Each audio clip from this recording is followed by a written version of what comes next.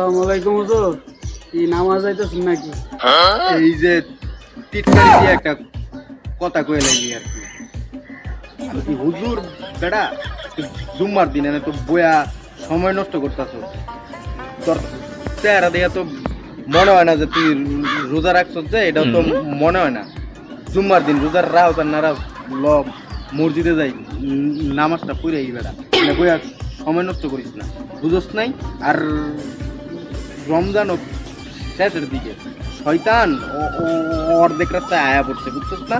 তখন নামাজ রোজা সব শেষ হয়ে দিতেছে গা, জুম্মার নামাজটা পইরাই বেটা। ভুল একটা বুঝা লাইলা তুমি।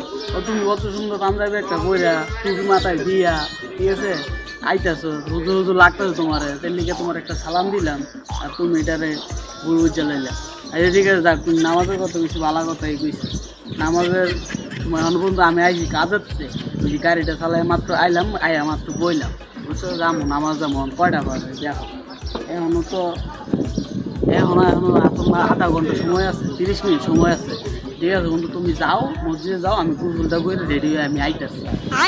এই যে একটা কথা কয়ে লইছস, কাজেরটা আয়া তুই এনে না বইয়া সরাসরি তুই বাসায় যাইতে গা বেড়া, এতক্ষণে তোর তুই রেডি হয়ে যাইতে থেকে, বুঝিস না কি কইছি? আচ্ছা যাই হোক, তাইলে কথা কিন্তু এটাই রইলাম, মসজিদে গিয়ে বইলাম, তুই আয়, আমি যাইতাছি।